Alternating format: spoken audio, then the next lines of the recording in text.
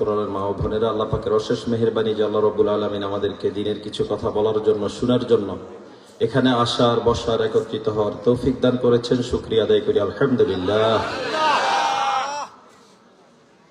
আমি তো হযরতের আলোচনা শুনলাম, অনেক গুরুত্বপূর্ণ কথা বলছে। সমস্যাটা এখানে না, সমস্যাটা আরেক জায়গায়। ওয়াজ যতই শুনি, ওয়াজে বৈশা মনে করি যে এটা তো আমারে কয় না। ঝামেলাটা লাগছে এই জায়গায়, ঝামেলাটা যায় পড়ছে এই জায়গায় যে যত ওয়াজই করে আর আমরা শুনি। ওয়াজ তো প্রত্যেক শুক্রবারে একবার শুনি, প্রতি শুক্রবারে একবার, এটা হইলো জুমার দিন আর কি। এরপরে প্রতি সিজনে নিজের বাড়িতে আশেপাশে মোটামুটি যা ওয়াজ হয়, সব ওয়াজেরই কথা হইলো একটাই, এটা কোনো আমারে বলে না, আমনেরে কয়।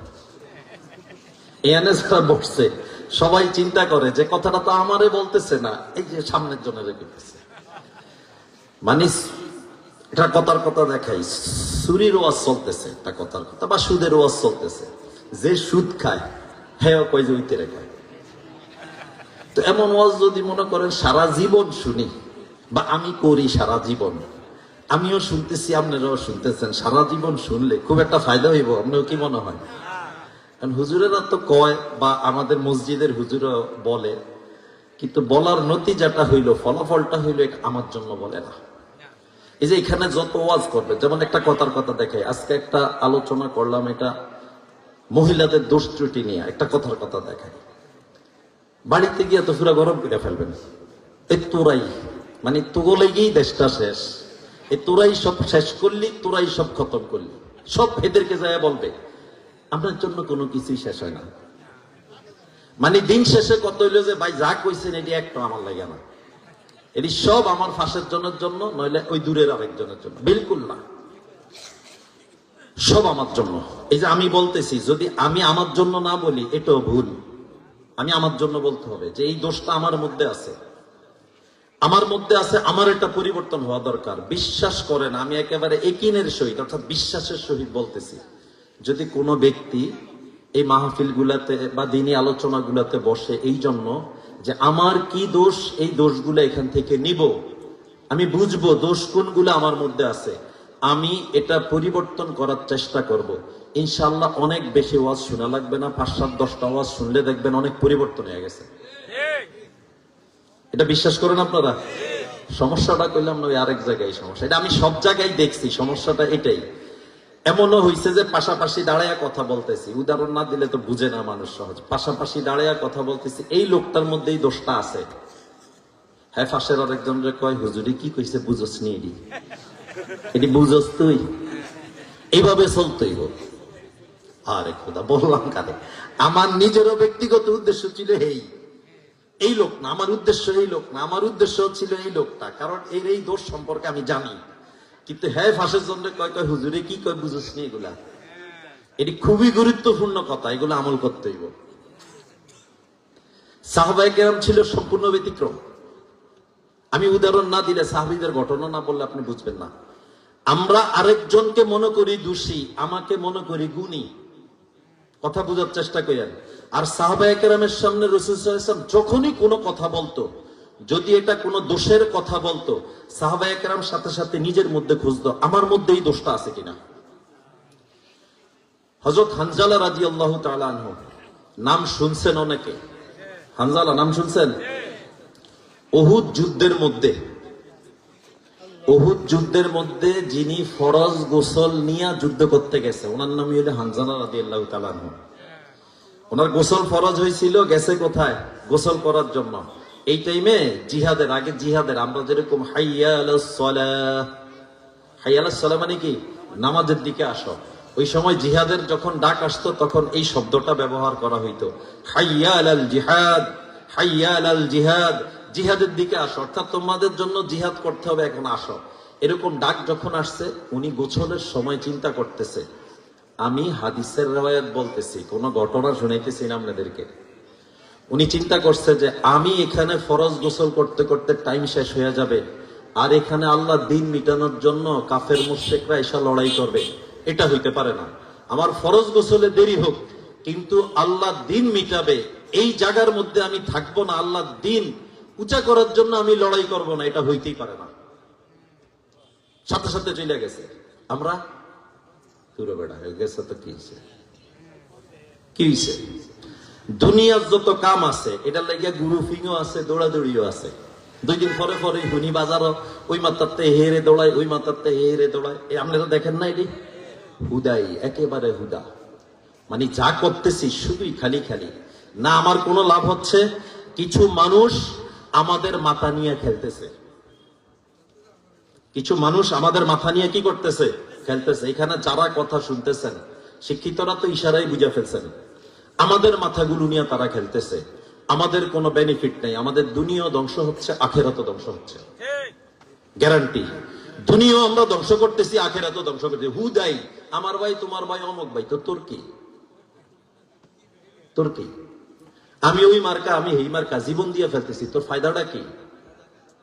যতক্ষণ এগো নাম বলতেছেন এতক্ষণ যদি আল্লাহর নাম লইতেন জান্নাতে আপনার জায়গা আরো ক্লিয়ার হইতো। যতক্ষণ এগো পিছে সময় দিচ্ছেন, আমি ফেসবুক চালাই, এখানে অনেকেই চালায়, মুরব্বীরা ছাড়া পোলাইনে ফেসবুক চালায় না। যেগুনের বয়স যত কম এগুন এটা তত বেশি বুঝে, বুঝেন নাই? যেগুনের বয়স কম এগুন বেশি বুঝে, আমরা আরো কম বুঝি। যতজনে ফেসবুক চালান একটু আপনারা দেখেছেন, কিছু মানুষ আছে আমার মনে হয় এ আল্লাহর নাম লওয়ার টাইম পায় না, এ দল লইয়া এ যত ফিকির করে। আল্লাহ 30 দিন মানে হে দলের এটা হইছে, হে দলের ওটা হইছে, হে দলের এটা হইছে। এই দলের আর এই দলের নেতারা আপনারা জান্নাতে নিয়ে যাবে? এত সহজ মনে করছেন? এরা দিনের ভিতরে কথা 10টা কইলে 8টা কয় মিছা কথা, আপনারা জান্নাতে নিব করতে? এর মধ্যে সত্য কথা আসেনি। এটা আপনি বুঝেন, আমি বুঝি, এরপরও খালি দৌড় দেয়, দৌড় দেয়। সিলে কান লয়ে গেছে, কানও হাত দেয় না, শুধু দৌড় দিছে। 600-700 কিলোমিটার দৌড় দিয়া লাভ হইবা, অন্তত কানে হাত দিয়া দেখেন। আমার আর আপনার ডিউটি যেটা, এটা পালন করেন। খালি খালি এদের পিছনে দৌড়ান কি জন্য? যেই কষ্ট, যেই শ্রম এদের পিছনে দিচ্ছেন, এই কষ্ট, এই শ্রম দিনের পিছনে দেন, আল্লাহ আপনার জন্য জান্নাতুল ফেরদাউস দিবে। মুসলমানের ঘাম, মুসলমানের রক্ত, মুসলমানের ফিকির, মুসলমানের চিন্তা, এটা এই সমস্ত ধান্দাবাজির জন্য হবে না, এটা হবে আল্লাহর জন্য। এটা বললে অনেকের ভাল লাগে না, ওই যে বললাম না, হ্যাঁ তো বুঝে হের, কিন্তু হ্যাঁ দাঁড়া দিয়া ফালে এটা আরেকজনকে কইতেছে। বিলকুল না। নিজেকে নিজে নিয়ে চিন্তা করেন। মন আনম কে মন দানম, ফার্সিতে একটা কথা আছে, মন আনম কে মন দানম। আমি যে কে এটা আমি জানি, পৃথিবীর কেউ না জানলো আমি জানি। রাত 3টা বাজে 2 বেড়ায় গেছে উজু করতো, গাটলা উজু করতে গেছে। একজনে চুরি কইরা আত্মক দয়, আরেকজনে এই উজু কইরা মসজিদে যায় তাহাজ্জুদ পড়বো। এখন ওই যে যেইতে চোর, এইতে কয় আমার মতো একটা, এটাও কোনান্য কাম টাম সাইরা আত্মক দুইতে আইছে। আর ওই যে তাহাজ্জুদ গুজার, হ্যাঁ মনে মনে কইতেছে আল্লাহ, আল্লাহর বান্দা এখনো দুনিয়াতে আছে। আমি মনে করছিলাম হাইরে নাই, আল্লাহর বান্দা তো এখনো দুনিয়াতে আছে, দেখছ তাহাজ্জুদ পড়ার জন্য চলে আসছে। বুঝেন কথাটা সত্যি, আমি দুষ্টামির জন্য বলি নাই, বুঝার জন্য বলছি। ওই তাহাজ্জুদ গুজারে যদিও সুরের তাহাজ্জুদ গুজার মনে করে, কিন্তু সুরে তো জানে সুরে যে সুর নাকি, হে হেটা জানে না। ঠিক এই সুরে যদিও তাহাজ্জুদ গুজারে সুর মনে করে, কিন্তু তাহাজ্জুদ গুজার জানে যে হ্যাঁ কি। এই জন্য ফার্সির এটা অনেক বড় জ্ঞানী মানুষের কথা, আমার মতো সুট্টা মুলুবির কথা না। যে মন আনম কে মন দানম, আমি কে এটা আমি জানি। প্রত্যেকে নিজে হিসাব করলেই বুঝবেন হিসাবের খাতাত কি আছে। আর কেউ হিসাব দেওয়া লাগবে না, হুদা হুজুরেও কওয়া লাগবে না, নিজে হিসাব করলেই বুঝবেন। সারাদিন উল্টা পাল্টা কাজ করে, কিন্তু হ্যাঁ আরেকজনের সমালোচনা করে। ভাই আছেন এরকম? বলেন। যেই দোষ তার মধ্যে আছে, এটা কিন্তু নির্লজ্জের কথা, যে আমার মধ্যে যেই দোষ আছে এটা আমি আরেকজনের সমালোচনা কিভাবে করি? এটা একটা নির্লজ্জের কথা না? আমার মধ্যে যেই দোষ, এই দোষের জন্য আমি আরেকজনের সমালোচনা কেন করি? আমরা দেশের অমুকের সমালোচনা, তমুকের সমালোচনা করি, এই জায়গায় গেলে আমার কি অবস্থা এটা একটু চিন্তা করেন। আমরা তো এলাকার উগ্র দরবার করি, এই তাফেই তো আপনি থাকতে পারতেছেন না। এটাই তো আপনি কি করবেন না করবেন হুঁশ নাই। এখন আপনাকে যদি ওই জায়গায় বসাইতো আপনি কি করতেন বলেন? আপনি নিজেকে নিয়ে চিন্তা করেন। যেই ব্যক্তি নিজেরে নিয়ে চিন্তা করবে, শুনেন আমার কথা শুনেন, যেই ব্যক্তি নিজেরে নিয়ে চিন্তা করবে, এই ব্যক্তি যদি দুনিয়াবি লাইনে শিক্ষিত হয়, এই লাইনে সে উপরে উঠবে। যদি আখেরাতের লাইনে অর্থাৎ দ্বীনি শিক্ষায় শিক্ষিত হয়, এই লাইনে সে উপরে উঠবে। আর যেই ব্যক্তি আরেকজনের নিয়ে চিন্তা করবে, পৃথিবীর ব্যাগ ব্রেনও যদি হেরে আল্লাহ দিয়া দেয়, এ উপরে উঠতে পারবে না। এ খালি দিন দিন নিচে নামবে, খালি দিন দিন নিচে নামবে। এই জন্য যেই কথার থেকে এই কথাটা আসলো যে দিনের জন্য রক্ত দেওয়া, দিনের জন্য ফিকির করা, এটা হইল আমাদের মূল কাজ। হানজালা রাদিয়াল্লাহু তাআলা আনহু ফরজ গোসল করতে গেছে, জিহাদের ডাক আসতে রাইখা চইলা গেছে। দেখেন আল্লাহর কি কুদরত, ওই উহুদের ময়দানে উনি শহীদ হইছে। এখন উনি যে শহীদ হইছে, ওনার তো শরীর নাপাক। দুনিয়াবি মাসআলা অনুযায়ী, দুনিয়াবি কানুন অনুযায়ী ওনার শরীর নাপাক। আল্লাহ নবী সাল্লাল্লাহু আলাইহি ওয়াসাল্লামকে যখন এই কথা বলা হয়েছে, আল্লাহ নবী সাল্লাল্লাহু আলাইহি ওয়াসাল্লাম বলতেছে, তোমরা তো দেখো না ফেরেশতারা জান্নাতের পানি দিয়া হানজালারে গোসল করাইছে, হানজালারে গোসল করাইয়া দিছে। দিনের জন্য যে যেভাবে কোরবানি করবে, আল্লাহ তারে এভাবে দামি বানিয়ে দিবে। আর দুনিয়ার তন্ত্র মন্ত্রের পিছনে যে যত দৌড়াইবো, হেরে আল্লাহ হিয়া নই ফালাইব, হিয়া নিয়ে ফালাইব। যে দেখেন না বেগম রোকেয়ার লইয়া কিছু কথাবার্তা হচ্ছে, আমরা জেনারেল শিক্ষিত ভাইদেরকে বুঝার জন্য বলতেছি, বেগম রোকেয়া ছিল না, আমাদের জেনারেল শিক্ষিত ভাইদের কাছে তো উনি বিশাল পূজনীয় মহিলা।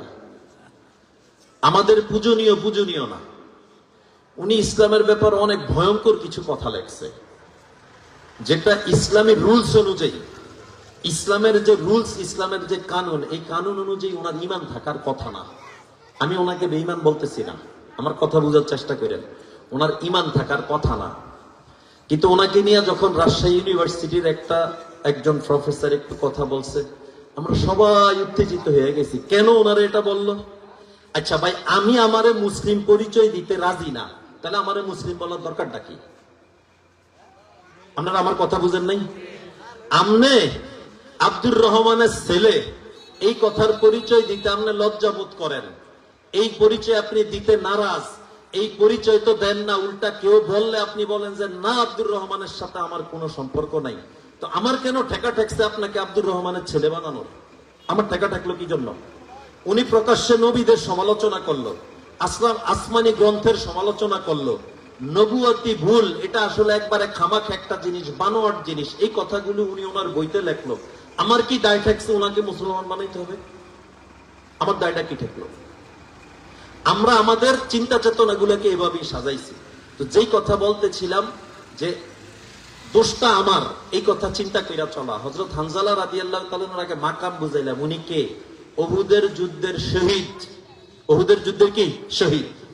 উনি একবার রাস্তা দিয়া যাচ্ছে আর দৌড়াচ্ছে আর বলছে, না ফাকা হানজালা, না ফাকা হানজালা।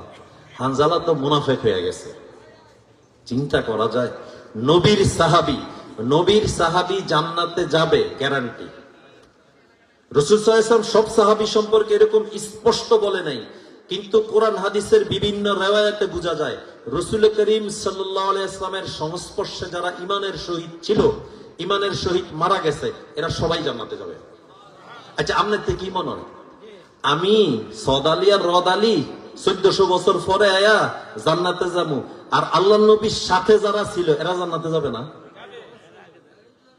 এই উম্মতের মধ্যে কথা বুঝার চেষ্টা করেন, এই উম্মতের মধ্যে সাহাবীদের আগে কেউ জান্নাতে যেতে পারবে না। যত বড় ওলি, আব্দুল কাদের জিলানীর নাম বলবেন, বাইজিদ বুস্তামির নাম বলবেন, এরা সাহাবীদের থেকে বহু পরে জান্নাতে যাবে। সবার আগে জান্নাত খুলবে মুহাম্মদ সাল্লাল্লাহু আলাইহি ওয়াসাল্লামকে দিয়া, এরপরে অন্যান্য নবীরা যাবে, এরপরে এই নবীর উম্মতরা যাবে, এই নবীর উম্মতের সর্বপ্রথম সাহাবায়ে কেরাম জান্নাতে যাবে। এত মাকাম, এত বড় স্থানেদের। উনি বলতেছে না ফাকা হানজালা, হানজালা তো মুনাফিক হয়ে গেছে। এটা কেমন কথা? পাশে দিয়ে আবু বকর রাদিয়াল্লাহু তাআলা যাইতেছিল, উনি বলতেছে, এই হানজালা এগুলো কি বলো, তুমি মুনাফিক হয়ে গেছে, এটা কি বলো? আবু বকর রাদিয়াল্লাহু তাআলা হানজালা বলতেছে, শুনেন, আমি যখন রাসূল সাল্লাল্লাহু আলাইহি ওয়াসাল্লামের দরবারে থাকি, নবী করিম সাল্লাল্লাহু আলাইহি ওয়াসাল্লামের কথাবার্তা শুনলে আমার দিলের অবস্থা থাকে একরকম, কিন্তু বাড়িতে বিবি বাল বাচ্চার সাথে যখন বসি তখন আমার দিলের অবস্থা পরিবর্তন হয়ে যায়। তো এই যে দিলের অবস্থা পরিবর্তন হওয়া, ওইখানে একরকম এইখানে একরকম, এটা তো মুনাফিকের আলামত। চিন্তা করছেন একজন সাহাবী তার সম্পর্কে কি চিন্তা করে? এটার কারণ কি জানেননি? ঘটনা শেষ করার আগে কারণটা বলি। টাকা চুরি হওয়ার ভয় কার আছে? যার কাছে টাকা আছে। বুঝেন আমার কথা, বুঝছেন না? বুঝা যে কইলে লাভ কি? টাকা চুরি হওয়ার ভয় কোন ব্যক্তির আছে? যার কাছে টাকা আছে। যার কাছে টাকাই নাই তার তো চুরি হওয়ারও ভয় নাই। যার সম্পদ আছে এটা হারানোর ভয় আছে। যার সম্পদই নেই হারানোর ভয় কি? এতো নাই, হারানোর ভয় কি? ওনাদের কাছে ইমান পারফেক্ট ছিল, যেরকম থাকার দরকার আল্লাহ যেরকম চাইছে, এই জন্য এটা হারানোর ভয় ছিল।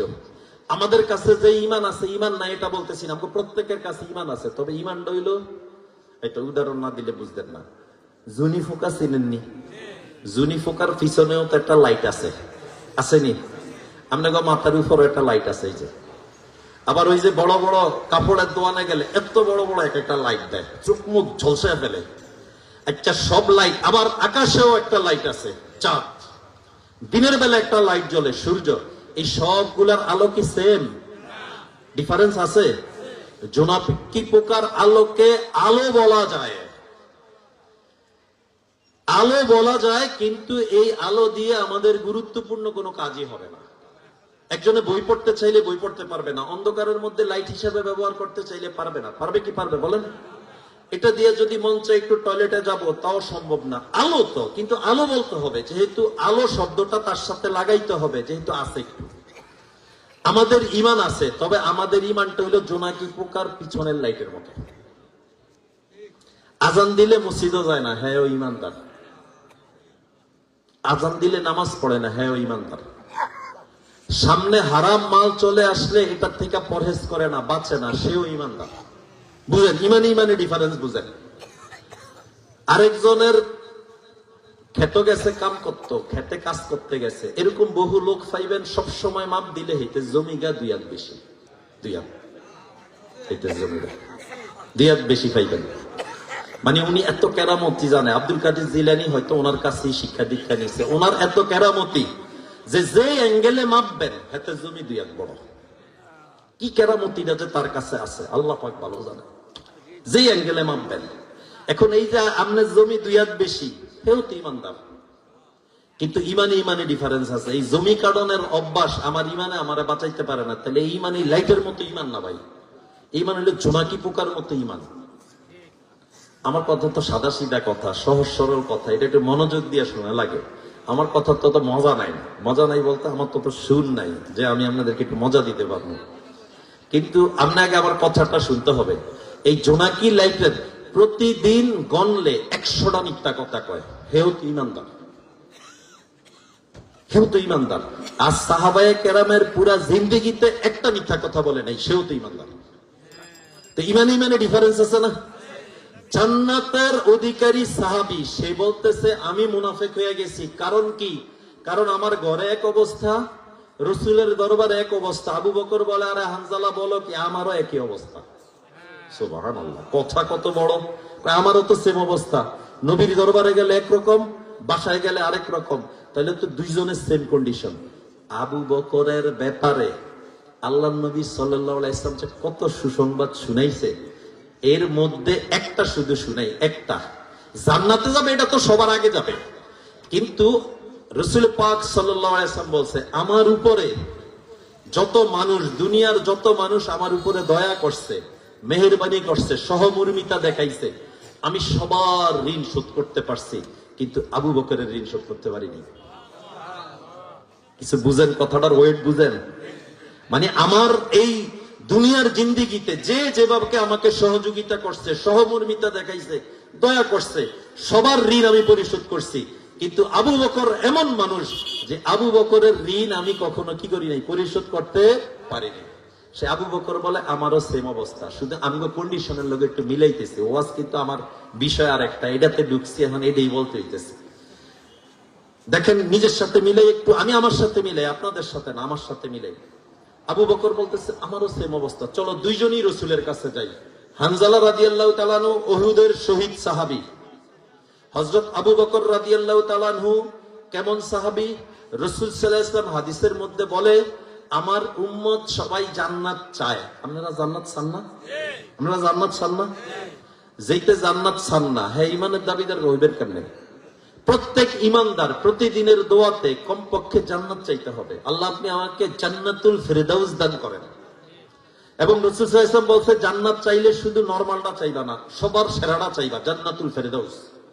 এই জন্য সবসময় দোয়া করলে এই দোয়াটা করবেন। যদি আরবিতে করেন, আল্লাহুম্মা ইন্নী আসআলুকাল জান্নাতাল ফিরদাউস, এটা করবেন। আর যদি বাংলাতে করেন, আল্লাহ আপনি আমাকে জান্নাতুল ফিরদাউস দান করেন, আল্লাহুম্মা ইন্নী আসআলুকা জান্নাতাল ফিরদাউস, আল্লাহ আপনি আমাকে জান্নাতুল ফিরদাউস দেন। যখন দোয়া করবেন এই দোয়াটা করবেন তো ইনশাআল্লাহ। এটা আমল শিখিয়ে দিলাম, এই একটা আমল শিখলেন তো আজকে। যখন দোয়া করবেন, কি দোয়া করবেন? আল্লাহ আপনি আমাকে জান্নাতুল ফিরদাউস দান করেন। যখনই নবী সাল্লাল্লাহু আলাইহি ওয়াসাল্লাম বলতেছে, আমার উম্মত তো জান্নাত চায়। জান্নাতের কয়টা স্তর? 8টা স্তর। কয়টা স্তর? 8টা স্তর। রাসূল সাল্লাল্লাহু আলাইহি ওয়াসাল্লাম বলতেছে, আবু বকর হলো এমন মানুষ, সমস্ত উম্মত জান্নাত চায় আর সমস্ত জান্নাত আবু বকরের চায়। মানে 8টা স্তর, জান্নাতের 8টা স্তরে আবু বকরের ডাকবে, আবু বকর আমার ভিতরে আসো, আমি তোমারে নিয়ে গর্বিত হয়ে যাবো। আবু বকর তুমি আমার ভিতরে আসো, আমি নিয়ে গর্বিত হয়ে যাবো। সেই আবু বকর বলে যে, আমারও তো একই কন্ডিশন, আমারও তো একই কন্ডিশন, সেম অবস্থা, চলো। রাসূল সাল্লাল্লাহু আলাইহি ওয়াসাল্লামের কাছে যায়, বলতেছি, ইয়া রাসূলুল্লাহ, হানজালা কি বলে শুনেন। হানজালা বলে সে মুনাফিক হয়ে গেছে, দিলের অবস্থা পরিবর্তন হয়ে যায়। আমারও তো সেম অবস্থা, ইয়া রাসূলুল্লাহ, এটা সমাধান কি? আল্লাহ নবী সাল্লাল্লাহু আলাইহি ওয়াসাল্লাম বলতেছে, হানজালা, আমার দরবারে থাকা অবস্থায় তোমাদের দিলের যেই কন্ডিশন থাকে, যদি এই কন্ডিশন সারা দিন থাকতো, তাহলে রাস্তার মোড়ে মোড়ে ফেরেশতারা তোমাদের সাথে মুসাফা করত। কিন্তু এই কন্ডিশন থাকবে না, মানুষ হিসাবে পরিবর্তন হয়ে যাবে। আমার মূল কথা ছিল, ওয়াজটা অমকেরে করে, আমারে না। আর সাহাবায়ে কেরামের কিছু হইলে বলতো, এটা আমার, অন্যের না। আমাদের বাংলাদেশের একজন বিখ্যাত বুজুর্গ এবং ইসলামী স্কলার ছিল, নাম সবাই শুনছেন, জেনারেল শিক্ষিত ভাইরা অনেক বেশি শুনছেন। ওনার নাম ডক্টর খন্দকার আব্দুল্লাহ জাহাঙ্গীর রহমতুল্লাহ আলাইহি। উনি একটা কথা বলতো, আমি এটা নকল করতেছি। উনি বলতো যে, আমরা অন্যের ব্যাপারে যেই পরিমাণ ফিকির করি, বুঝেন কথা বুঝেন, অন্যের ব্যাপারে যেই পরিমাণ ফিকির করি, অন্যের ব্যাপারে যেই পরিমাণ চিন্তা করি, এইটা করলো কা এর এই সমস্যা হইব, এইটা করলো কা এর এরকম হইবে, এ নামাজ পড়ে না কা এ দোজকে যাইব, এ সুদ খায় কা এর এই সমস্যা হবে। অন্যের ব্যাপারে যে পরিমাণ ফিকির করি, স্যার বলতো, মনে হয় যেন হাসরের ময়দানে আল্লাহ তাআলা আরেকজনের ব্যাপারে আমারে জিজ্ঞাসা। যদি আমার ব্যাপারে আমাকে জিজ্ঞাসা করে, তাহলে সবচাইতে বেশি ফিকির কার নিয়ে করতে হবে বলেন? আলা রাসূলুল্লাহ সাল্লাল্লাহু আলাইহি ওয়াসাল্লাম, আল কাইয়িসু মান দানা নাফসাহু ওয়া আমিলা লিমা বা'দাল মাউত। একেবারে সহজ কথা, শেষ। আমি আমার বিষয়ে যাইতেছি, কথাটা শেষ করি। আল কাইয়িসু মান দানা নাফসাহু ওয়া আমিলা লিমা বা'দাল মাউত। জ্ঞানী কে? জ্ঞানী কে? মান দানা নাফসাহু, যে নিজেরে চিনছে, হ্যাঁ হইল জ্ঞানী। যাই সারা দুনিয়া চিনছে, এর কোনো জ্ঞান নাই। এত আরেকজনের ফিকির করতে করতে লাইফ শেষ। যে নিজের নিয়ে ফিকির করে, নিজের উন্নতির চিন্তা করে, নিজের নিয়ে চিন্তা করে, আল্লাহর নবী সাল্লাল্লাহু আলাইহি ওয়াসাল্লাম বলতেছে এই জ্ঞান।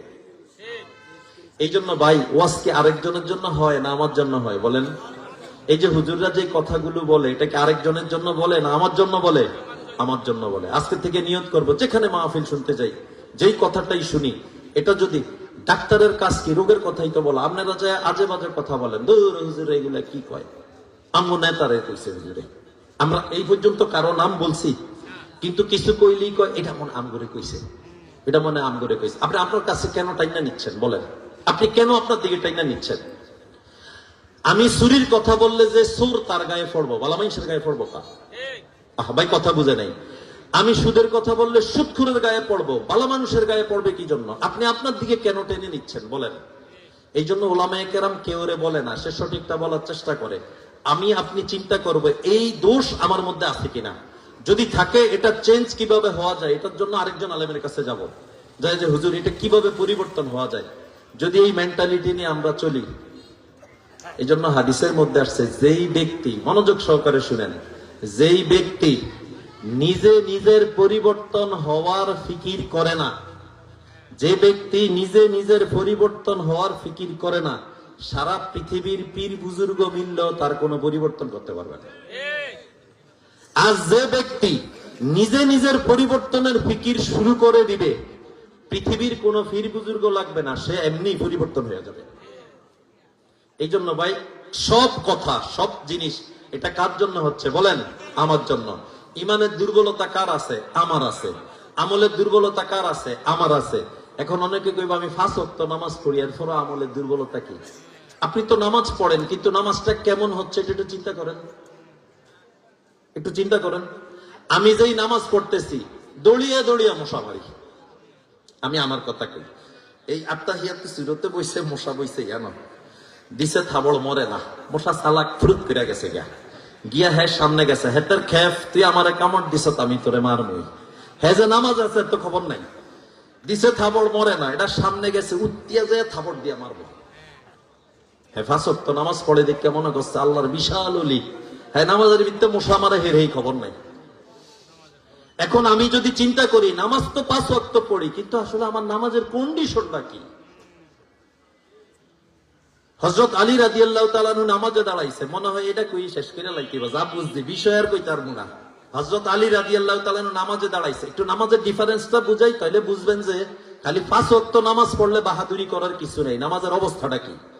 আলী রাদিয়াল্লাহু তাআলা আনহু যুদ্ধের ময়দানে তীর ঢুকছে, এখানে তীর, এখন টানতেছে, তীর বের করা যাবে। একটা তীর বুঝেন তো কিরকম? আমি আমাদের আঞ্চলিক ভাষা বুঝাই, গালালা টেডা আছে না, একটা তো নর্মাল টেডা, এটা কিন্তু টান দিলে বের হয়ে যায়। আর গালালা টেডা দিয়া গাই দিলে কিন্তু এটা টান দিলে বের হবে না, ভিতরে যা আছে সব নিয়ে বের হবে। এখন তীর যেটা, যারা দেখছেন, ভিডিও দেখছেন বা ছবিতে দেখছেন, তীর হইল কি এরকম ফলা থাকে যেটার মাথায়, তো তীর মারছে, এটা ভিতরে ঢুকছে, টানে ব্যথা, বলে যে না এটা খোলা যাচ্ছে না। একজনে বুদ্ধি দিল, আলী রাদিয়াল্লাহু তাআলা যখন নামাজে দাঁড়ায় তখন খুলিস। হ্যাঁ নামাজে দাঁড়াইছে, পিছনে দিয়ে 4-5 জনের তীর টাইম না খুলে ফেলছে। আলী রাদিয়াল্লাহু তাআলা সালাম ফিরিয়ে কইতেছে, ভাই আমার তীর খোলার জন্য আসছেন? এটা কইতেছে, এটা কি বলেন, আপনার তীর তো আমরা খুলেই ফেলছি। উনি বলতেছে নামাজের মধ্যে আমি একটু টের পাই না। তীর খুলে টের পায় না, আর দড়িয়া দড়িয়া মশা মারে, দুইজনের নামাজ একরকম ভাই, একরকম। বহু মুসল্লি আছে এই জায়গায় এশার নামাজে হুজুরে কোন সূরা লইছে কইতার মনে আমরা বিশাল নামাজ পড়িয়া চলে আসছে। আমি অনুভূতি জাগ্রত করার জন্য কথাটা বলতেছি যে নামাজ তো পড়ি, আসলে কি নামাজ নিয়ে তো কিচ্ছু একটা মনে পড়ছে, ছোট একটা ঘটনা বলতাম, আপনাকে তো কোনো অসুবিধা হচ্ছে না তো? আমি তত মজা দিতে পারতেছি না, কিন্তু আমি বলতেছি একটু অনুভূতিটা জাগ্রত করার জন্য। একবারটাই মসজিদও গেছে, যেমন আমাকে রানী রেট মসজিদ, এশার নামাজে গেছে। নামাজের পরে পিছনেতে দাঁড়িয়ে কয়, হুজুর নামাজ 3 রাকাত হইছে। সবাই তো অবাক, আল্লাহ, একেবারে আল্লাহর খাস ওলি, কারণ 3 রাকাত নামাজ এতটি মুসল্লি বলতে পারতেছে না। সে বলছে ইমাম সাহেব কয়, আচ্ছা 3 রাকাত হইছে, 4 রাকাত পর আবার ফড়িয়ে নিব, ঠিক আছে, কিন্তু এত জনে ধরতে পারলো না, আমনে ধরলেন কেমনে? কয় হুজুর রানীর বাজার আমার 4 রাকাত দোয়া, এশার 4 রাকাত নামাজে বেগুন দোয়ানের হিসাব ক্লিয়ার করি, 1 রাকাতে ওগা, 1 রাকাতে ওগা, 1 রাকাতে ওগা, প্লাস মাইনাস দেই। আজকে 3 গার প্লাস মাইনাস হইছে, ওগার হয় না। তাহলে আমি বুঝে নিলাম যে আজকে নামাজ 3 হইছে, কারণ আমার দোকানে একটা বাকি আছে, এখনো হিসাব ক্লিয়ার হচ্ছে না। এখন এই নামাজ পড়ে যদি আমি মনে করি আমি অনেক বড় ইবাদত গুজার, আসলে কি আমি ইবাদত গুজার? বলেন বলেন, একটু নিজের দিল রে নিজে জিজ্ঞাসা করেন, নিজের দিল রে নিজে জিজ্ঞাসা করেন। ওই যে কইছি না, মন আনম কেমন দানম, আমি জানি আমি কে। পুরো এলাকার মানুষ যদি আমারে বহুত বড় বুজুর্গ মনে করে, কোনো লাভ নাই। আমি নিজে জানি আমি কে। আমি আল্লাহর দরবারে কত বড় অপরাধী, এটা আমার থেকে ভালো আপনারা কেউ জানেন না। কিন্তু হয়তো আল্লাহ আপনাদের সামনে বসে দিচ্ছে দেখে আপনারা মনে করতে পারেন যে অনেক বড় বুজুর্গ, বিলকুল না। আমি জানি আমি কে। এই জন্য যেই ব্যক্তি নিজে জানে নিজেকে, এর কোনো ভালো কাজের যদি মানুষ প্রশংসা করে, এটাও এর কাছে খুব ভালো লাগে না। খারাপ কাজের জন্য নিন্দা জানাইলে এটাও তার কাছে টেনশন না, কারণ সে তো জানে সে কে। আমি কি কথা বুঝাইতে পারছি? এই জন্য প্রত্যেকটা পদক্ষেপ আমি আমার চিন্তা করে দিব, আমার আমার আমার কি অবস্থা। আমরা হইছি এজমালি কথা বলি, বহু বচন ব্যবহার করি, আমরা সবাই করব, এটা তো সবাইরে জড়াইয়া দিলাম। আমরা সকলে মিলে করব, সবাইরে জড়াইয়া দিলাম না। আমি আমি আমি যখন মানুষ এই আমার ব্যাপারে চিন্তা করবে, এই মানুষের ইসলাম হয়ে যাবে। এই জন্য ভাই যত কথা আলোচনা হয়, যত আমলের কথা হয়, এটা কার জন্য হয় বলেন? আমার জন্য। কার জন্য ভাই? আমার জন্য। আমি ঠিক তো দুনিয়া ঠিক।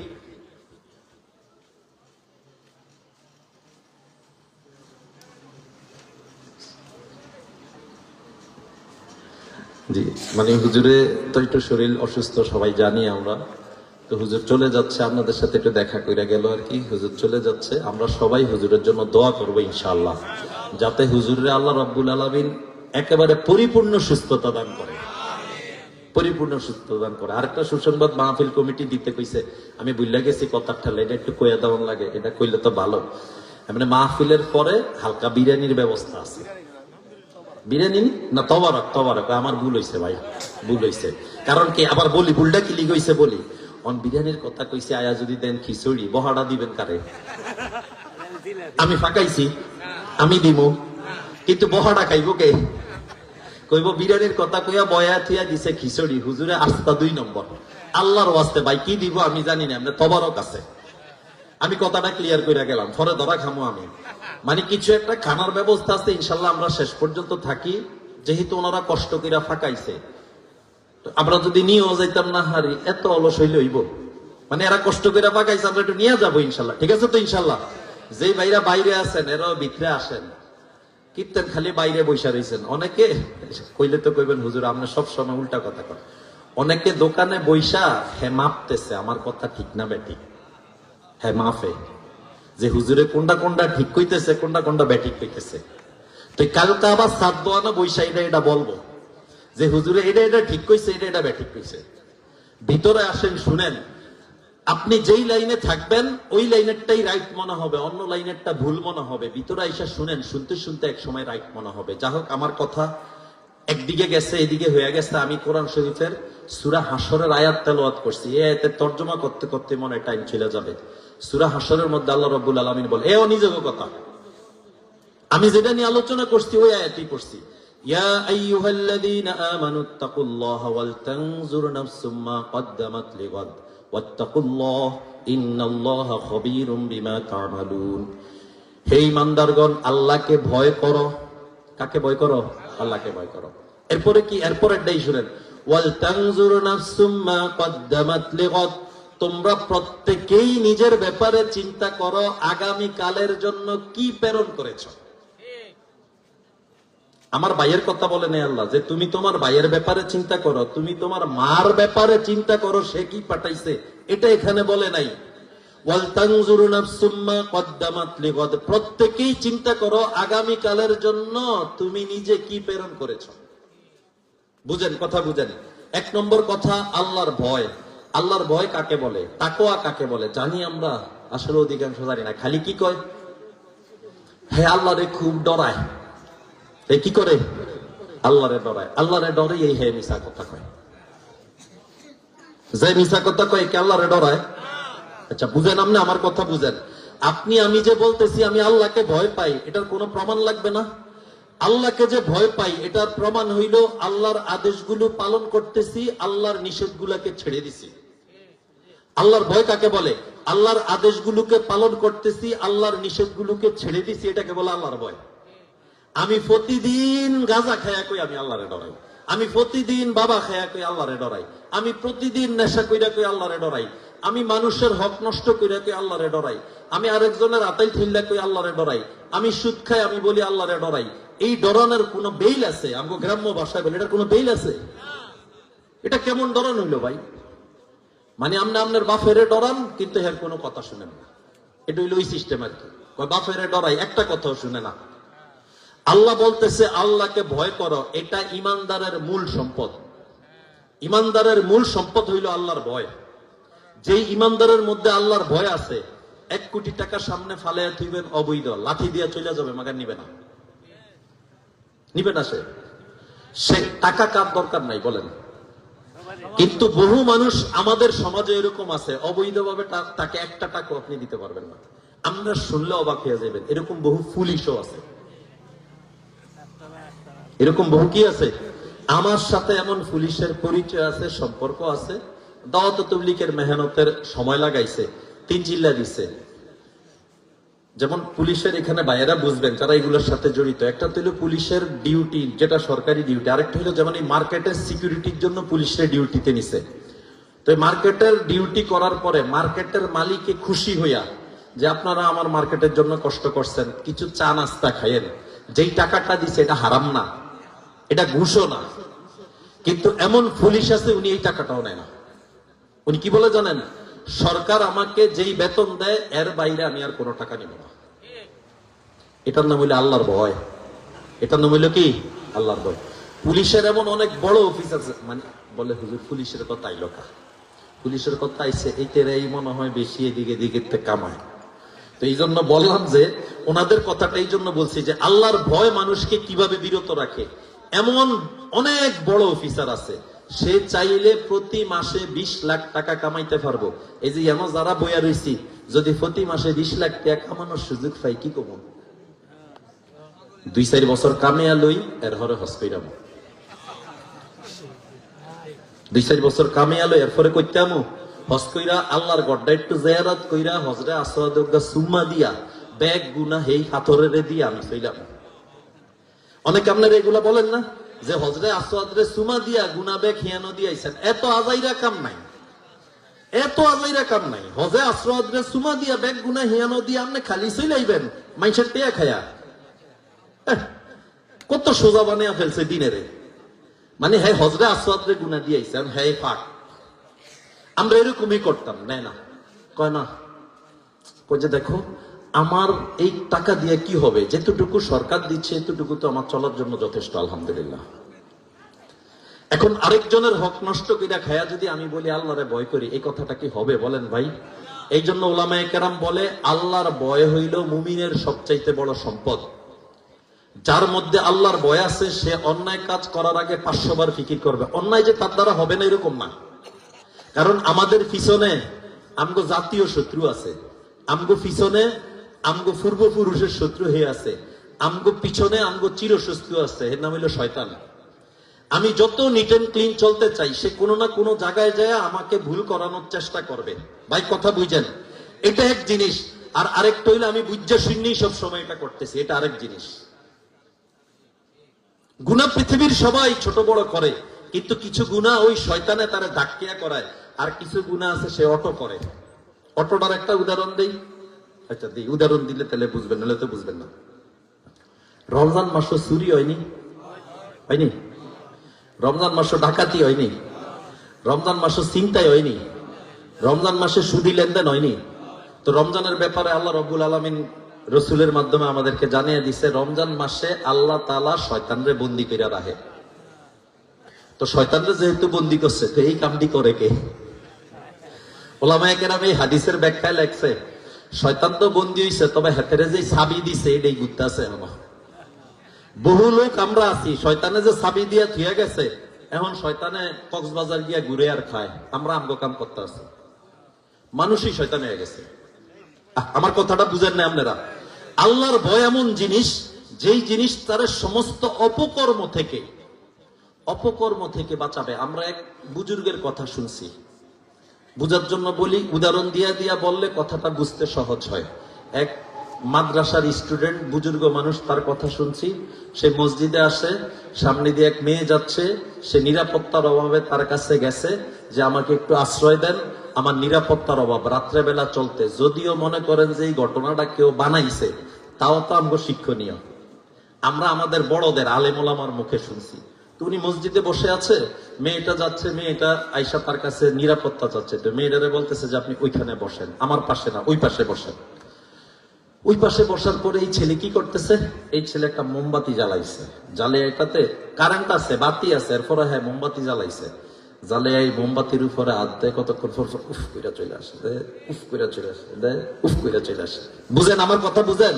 বুঝতেছেন? এখন মেয়েটা বারবার এটাকে ফলো করতেছে, হাত দেয় উফ করে চলে আসে, হাত দেয় উফ করে চলে আসে। কি ঘটনা কি? সকাল যখন হয়েছে, সকাল হওয়ার পরে মেয়েটারে ছেলেটা বলে যে এখন আপনি নিরাপদ, আপনি চলে যান। তো মেয়েটা বলতেছে আমি যাবো, ঠিক আছে, বাট আপনি একটা কথা আমারে বুঝান।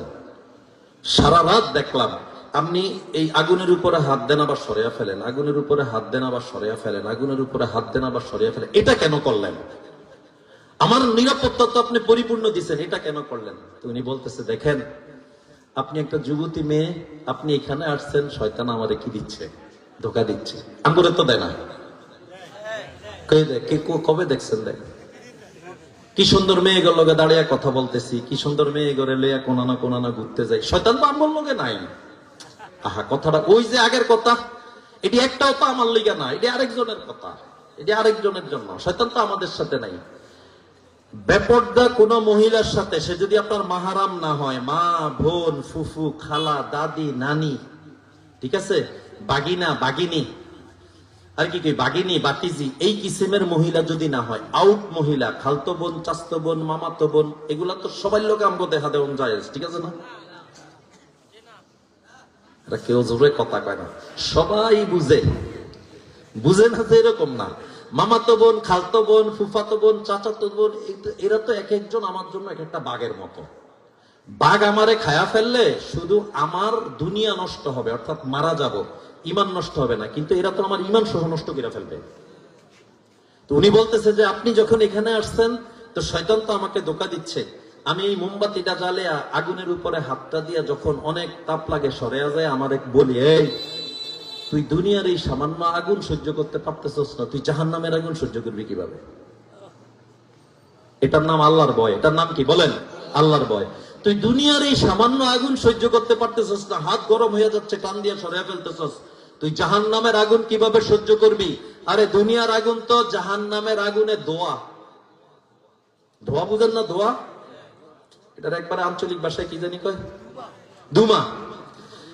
জাহান্নামের আগুনে ধুমা হইলো দুনিয়ার আগুন, তুই ধুমাই সহ্য করতে পারস না, তুই আগুন সহ্য করবি কেমনে? কয় আমি যখনই শয়তান আমারে কুমন্ত্রণা দেয়, আমি হাতটা এভাবে দেই, দিয়া নিজেরে বুঝাই, এই আগুন সহ্য করতে পারস না, তুই জাহান্নামের আগুন কিভাবে সহ্য করবি? এটার নাম আল্লাহর ভয়। এবার বুঝলেন আল্লাহর ভয় কারে কয়? আল্লাহর ভয় এটা না যে আমি আল্লাহর ভয়, আল্লাহর এত ডরাই মাইয়া গলে ভাগিয়া গেছি, এটার নাম আল্লাহর ভয় না। আল্লাহর ভয় হইল আমাকে পরিপূর্ণ খারাপ কাজ করার পরিপূর্ণ সুযোগ আমার সামনে আসছে, ঠিক ওই টাইমে আমি এই কথা বলছি যে আমি এখানে যাব না, আমি তো আমার রবেরে ভয় পাই।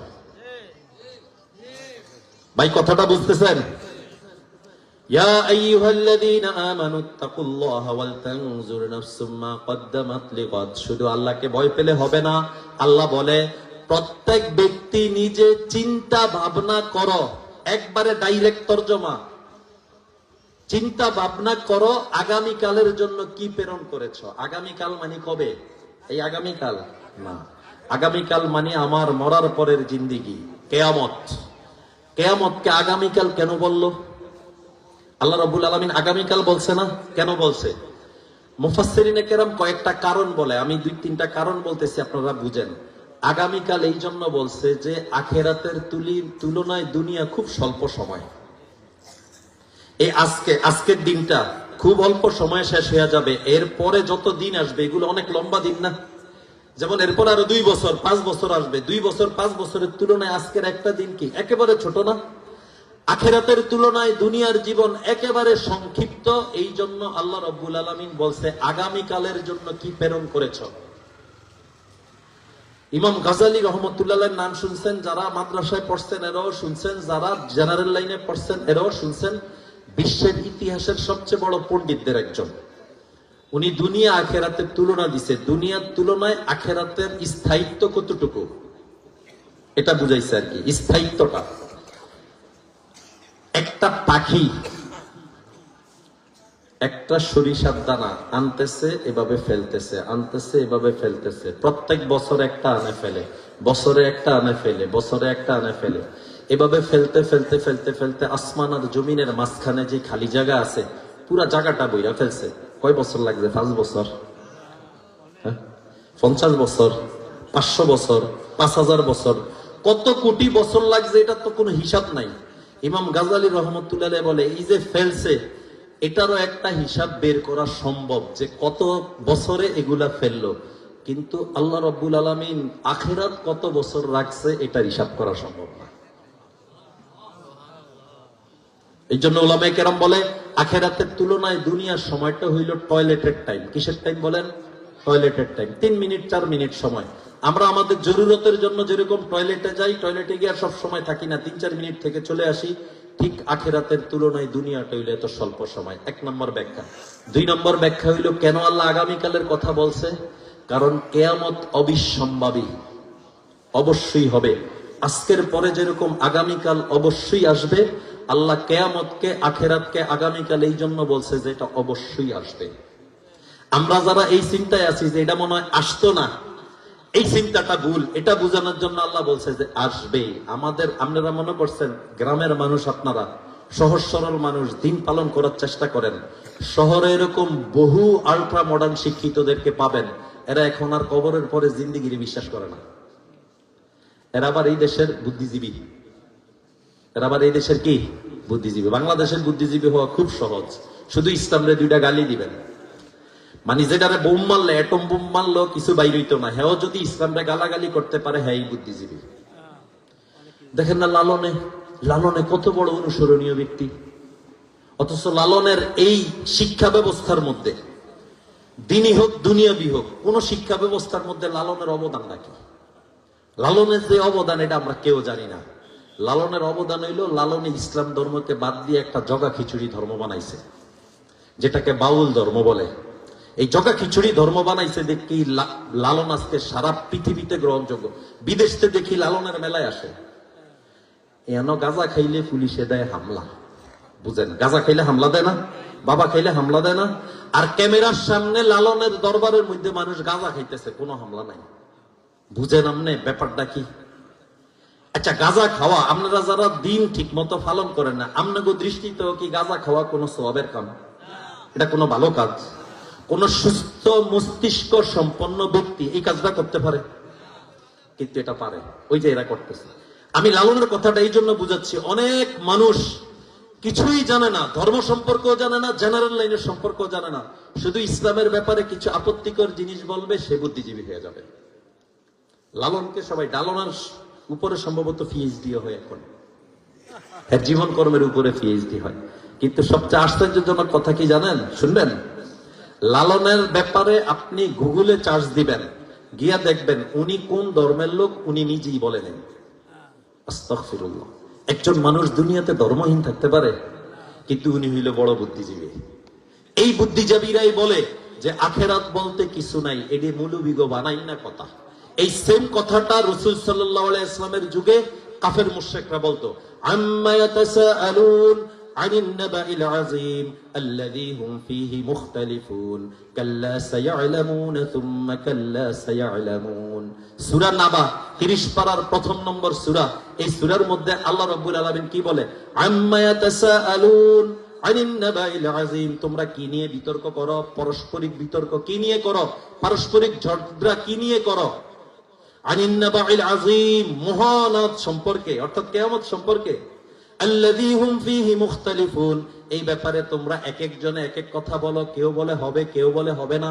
আল্লাহ চূড়ান্ত সিদ্ধান্ত দিয়ে দিয়েছে, কাল্লা সায়ালামুন সুম্মা কাল্লা সায়ালামুন, কখনো নয়, কখনো নয়, অতি সত্বর তোমরা জানতে পারবে।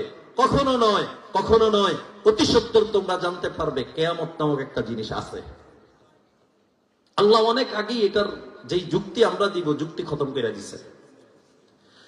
তো কেন আল্লাহ আগামীকালের জন্য কিছু পাঠাইছি কিনা এটা চিন্তা ভাবনা করার জন্য বলছে। আগামীকাল কেন বললো, আগামী পরশু কেন বললো না? এটা আমাদের খুব নিকটবর্তী, আজকের পরে যেরকম আগামীকালটা খুব নিকটে, এই জন্য এটাও খুব নিকটে। 2 নম্বর, এটা অবশ্যই আসবে। আজকের পরে যেরকম আগামীকাল আসে, এটা অবশ্যই আসবে। 3 নম্বর, দুনিয়ার তুলনায় আখিরাত একেবারে ক্ষণস্থায়ী। এরপরে আল্লাহ আরেকটা কথা বলতেছে, ওয়াত্তাকুল্লাহ ইন্নাল্লাহা খাবীরুম বিমা তা'মালুন। আগে কিন্তু একবার কইছে আল্লাহরে ভয় করো। আয়াতের শুরুতে একবার বলছে, ইয়া আইয়ুহাল্লাযীনা আমানুত্তাকুল্লাহা ওয়াল তানজুর নাফসুম মা কদ্দামাত লিগাদিন ওয়াত্তাকুল্লাহ। শুরুতে একবার ইত্তাকুল্লাহ, শেষে একবার ইত্তাকুল্লাহ। প্রথম ইত্তাকুল্লাহ বলছে আল্লাহকে ভয় কইরা সব নেক কাজ করো, ভালো কাজ করো, খারাপ কাজ ছাড়ো। আর পরের ইত্তাকুল্লাহ কি জানেন? আরে তফসিরের কিতাব পড়লে যে এই জন্য উলামায়ে কেরামের এলেমের চর্চার মতো এরকম মজার কোনো জায়গায় নাই। বাংলাদেশের বড় বড় আলেমদেরকে কিতাবাদি নিয়ে বয়া দিবেন একটা রুমে, আর ফাঁসের রুমে আমনে পৃথিবীর সবচেয়ে ভিআইপি খানার আয়োজন করবেন, হ্যাঁ খানা খাইতে যাইব না, হ্যাঁ বয়ে কিতাব পড়বো। এটার মধ্যে যে কি মজা, এটা উলামায়ে কেরাম ছাড়া আর কেউ আমরা বুঝাইতে পারতাম না। এই এলেম শিখার মধ্যে একটা তফসিরের কিতাব পড়বেন, যখন আয়াতের একটা ব্যাখ্যা আপনার কাছে আসবে, কি মনে হইব জানেননি? এই পৃথিবীর মধ্যে আপনি সবচেয়ে ধনী মানুষ, বিশ্বাস করেন। আপনার এরকম মনে হইব যে এই পৃথিবীর মধ্যে আপনি সবচেয়ে সুখী মানুষ। এই জন্য এই ঘটনা ইমাম মোহাম্মদ রহমতুল্লাহ আলাইহি, নাম শুনছেন? ইমাম মোহাম্মদ শুনবেন না? আমাদের যেই হানাফি ফেকাহ, যে হানাফি মাযহাব বা হানাফি ফেকাহ অনুসরণ করি, এটার অনেক বড় একজনের নাম ছিল ইমাম মোহাম্মদ রহমতুল্লাহ আলাইহি। উনি অনেক ধনী মানুষের, অনেক বিশাল ধনী মানুষের ছেলে ছিলেন, কিন্তু এলেম চর্চা করার কারণে উনি কিতাবাদি কিনে কিতাবাদি সংরক্ষণ করতে করতে ওনার সব সম্পত্তি দূর করছেন। উনি রাত্রেবেলা এশার পরে বসতেন, ফজর পর্যন্ত শুধু কিতাব পড়তেন, শুধু পড়তেন। পৃথিবীর ইতিহাসে সবচেয়ে গুরুত্বপূর্ণ কিতাবগুলো সব উনি লেখছে। আশ্চর্য ধরনের ব্যাপার, আল্লাহ এত কাজ নিচ্ছে তারে নিয়ে। তো যেটা তারে বোঝানোর উদ্দেশ্য, রাত্রেবেলা যখন পড়তেন হঠাৎ কোন একটা জটিল জায়গা তার একেবারে বুঝা ফেলছে, সে কি বলতো জানেননি? লাফ দিয়ে উঠে বলতো, আইনা আবনাউল মুলক মিন হাদিহিল লাযযাত। আরে রাজা বাদশার খোলাফাইন কোথায় আছস? এই মজার থেকে তোরা কোথায় আছস? আমি অনেক ধনী মানুষের পোলা ছিলাম, এই সময় মজা নাই। এই কিতাব বুঝার ভিতরে যেই মজা, এই এলেম শিখার ভিতরে যেই মজা, এই মজা তোরা পাবি কই? আগে একটা ইত্তাকুল্লাহ আল্লাহ বলছে ভয় করো, পরে আরেকটা ইত্তাকুল্লাহ আল্লাহ বলছে ভয় করো। পরের ইত্তাকুল্লাহর অর্থ কি? পরের ইত্তাকুল্লাহর অর্থ হইল, প্রথম ইত্তাকুল্লাহর অর্থ হইল আল্লাহর ভয়ে আল্লাহর আদেশগুলা পালন করো, আল্লাহর নিষেধগুলা ছাড়ো। পরের ইত্তাকুল্লাহর অর্থ হইল তুমি যে আদেশগুলা পালন করছো আর নিষেধগুলা ছাড়ছো, এগুলা সহি শুদ্ধ হইছে কিনা এই ব্যাপারে আল্লাহরে ভয় করো। কথা বুঝেন নাই? নামাজ সারা জীবন পড়ছি, এটা সহি শুদ্ধ হইছে কিনা আল্লাহর এই ব্যাপারে ভয় করো। নামাজ সারা জীবন পড়ছি, আল্লাহর জন্য পড়ছি কিনা এই ব্যাপারে আল্লাহরে ভয় করো। যাকাত তো দিছি, দান তো করছি, আল্লাহর জন্য হইছে কিনা, আল্লাহরে খুশি করার জন্য দিছি কিনা এই ব্যাপারে ভয় করো। তোমার এগুলা কোনো অসমাপ্ত খোটা রয়ে গেছে কিনা, ভিতরে কোনো ভেজাল রয়ে গেছে কিনা এই ব্যাপারে আল্লাহরে ভয় করো। স্বর্ণ কিনতে গেলে মানুষ ভেজাল মুক্ত স্বর্ণ চায়। ভেজাল মুক্ত কি চায়? স্বর্ণ চায়। ভেজাল মুক্ত স্বর্ণ চায়। ঠিক আমলগুলো ভেজাল মুক্ত হইতে হবে। এক বুজুর্গের একটা ছোট্ট ঘটনা শুনেন। এক বুজুর্গ গেছে হালুয়া কিনতে। আগের যুগে বাজারে হালুয়া বিক্রি হইতো, হালুয়া। ওই মানুষ 1 পয়সা 2 পয়সা দিয়ে হালুয়া কিন্তু আমগো চাচারা কইতে পারবো, যাগো দাঁড়ি ফাঁক না। আমনাগর সময় কোনো হুলাইকা পয়সা ছিল নি। মানে এই ঘটনা কিতাবে পড়ছি, এখন হুলাইকা পয়সা আছে কিনা এটা আমনা করতে একটু শিউর হইয়া লই, কেন হুলাইকা পয়সার কথা আইছে আর কি। তো এক বুজুর্গ বাজারে গেছে হালুয়া কিনবে।